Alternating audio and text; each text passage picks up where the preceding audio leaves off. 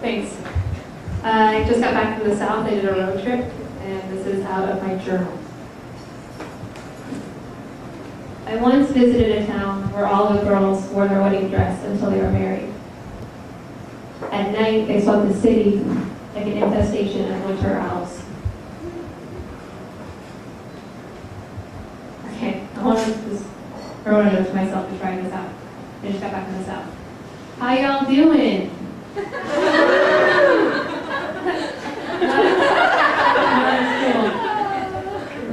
Good. Okay. I like little poems. That's one thing that I do know. So there's a bunch of them. Bird and leaf seed, sun food inside the ear.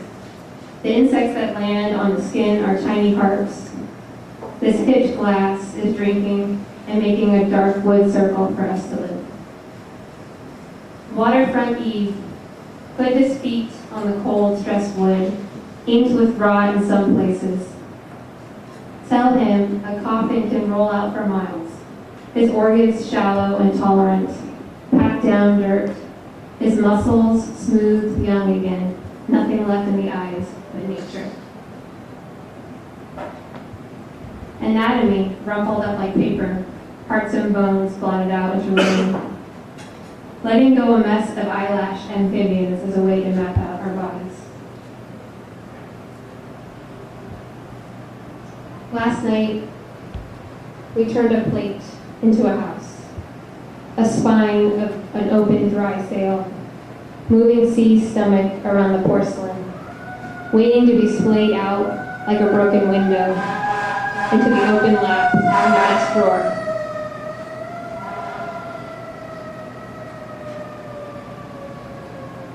If you're from the Deep South, I apologize, because apparently I didn't write anything positive about it. It was really pretty. Lots of space. This one's called Hot Skin, No Skin. Number 1. The heat is needed so we can know our bodies. Unfiltered hang of an arm. I watch the skin of it adapt, an animal in its new climate, wrapped like a basket. Number 2. Unweave this DNA.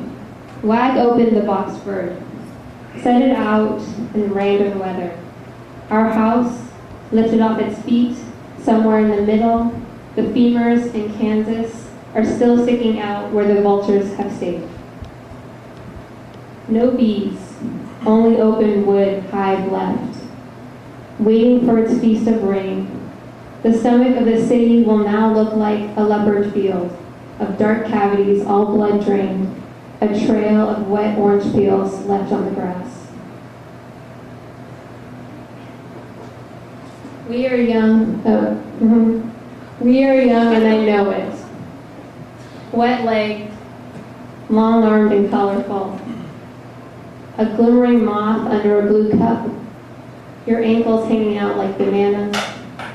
This sacked heat pressing down on pudgy skeletons is a river stone between two large hands. All right, this is when it's controversial. Facts about the Cajuns. The Cajuns are refugees. They come shuffling to the south, banging into each other by rafts. They've come blackened from disaster of uprooting.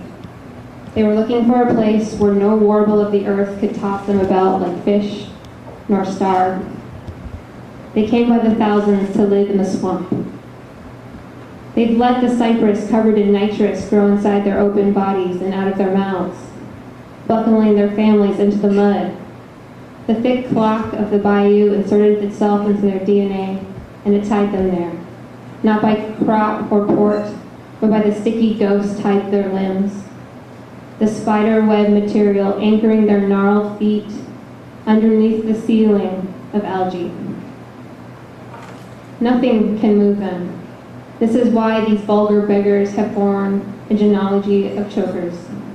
These people today blur into their tin porches, unable to get going, not even to save the last standings of their rotted houses, not even to find shelter from the animal sun. The cypress, Hundreds of years of standing in water swell up their bottoms like sponge balloons. They're breathers underneath the fudge of the swamp, their hearts eaten out by fungus. These bloated trees manage to live without their lungs, without their hearts, nothing but their wet fur to live off on. The alligators have deer minds, nervous and gentle. They've endured these sediments since before history, and it's giving them their barnacled bodies. These reptiles only eat twice a year. The rest of the time they wade, not trying to breathe too deeply as to expend too much energy.